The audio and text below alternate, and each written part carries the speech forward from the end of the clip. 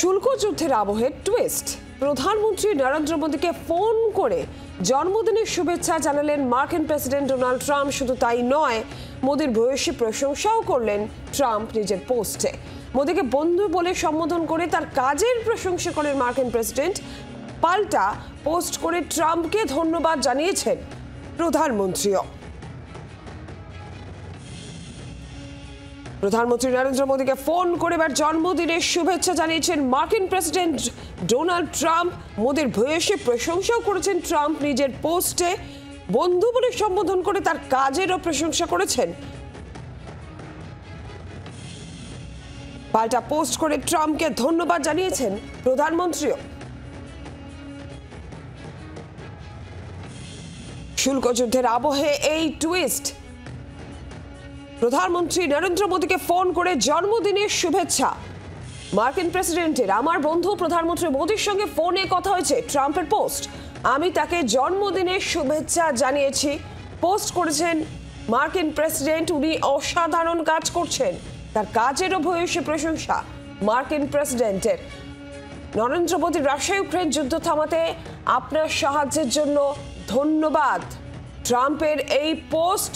অন্যদিকে প্রধানমন্ত্রী তিনিও পাল্টা পোস্টে ধন্যবাদ জানিয়েছেন। আমার বন্ধু প্রেসিডেন্ট ট্রাম্পকে ধন্যবাদ, ফোন করে আমার ৭৫তম জন্মদিনের শুভেচ্ছার জন্য ধন্যবাদ। নরেন্দ্র মোদীর এই পোস্ট।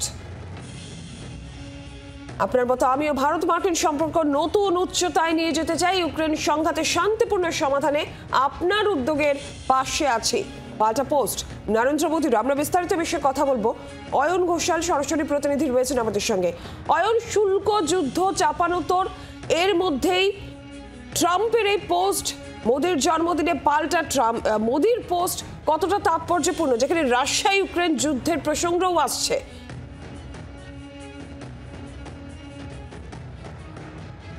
অত্যন্ত বড় টুইস্ট, অত্যন্ত গুরুত্বপূর্ণ টুইস্ট এই কারণে যে ট্রাম্পের যে টুইট, সেই টুইটের ভাষা হচ্ছে just had a wonderful phone call with my friend Narendra Modi.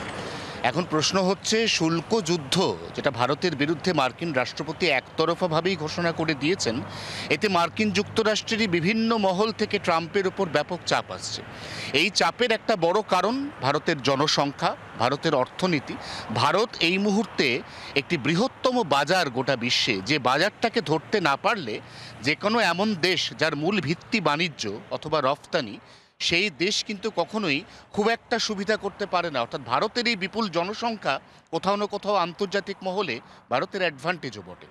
আন্তর্জাতিক সম্পর্ক বিশ্লেষকরা মনে করছেন, যেভাবে ভারতের বিরুদ্ধে একতরফা শুল্ক যুদ্ধে ট্রাম্প কোণঠাসা, তার মধ্যে রাশিয়াকে শায়েস্তা করতে গিয়ে যেভাবে ভারতের বিরুদ্ধে শুল্কযুদ্ধ ঘোষণা করা হয়েছে, এতে বিশ্বের একাধিক শক্তিধর দেশ তাদের চক্ষুশূল হয়ে পড়েছেন মার্কিন রাষ্ট্রপতি।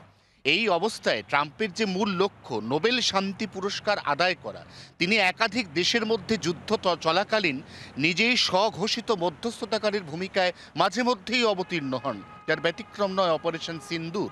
কিন্তু এক্ষেত্রে ট্রাম্পকে যদি সত্যি সত্যি আন্তর্জাতিক মহলে নিজেকে একজন বিশ্বাসযোগ্য রাষ্ট্র নেতা হিসেবে প্রমাণ করতে হয়, তাহলে সেক্ষেত্রে ভারতকে বাদ রাখা যায় না।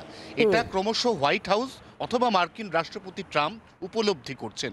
এবং ঠিক সেই কারণেই নরেন্দ্র মোদীর জন্মদিনকে কাজে লাগিয়ে আবারও এই তিক্ত সম্পর্ক শুল্ক যুদ্ধের আবহে সেটাকে মেরামত করার যে একটা চেষ্টা, একটা মরিয়া প্রয়াস, এটা কিন্তু ট্রাম্পের এই আচরণে ধরা পড়েছে বলেই মনে করছে আন্তর্জাতিক মহল। অয়ন, ধন্যবাদ। বাংলার আওয়াজ, বাঙালির আবেগ, জি 24 ঘন্টা।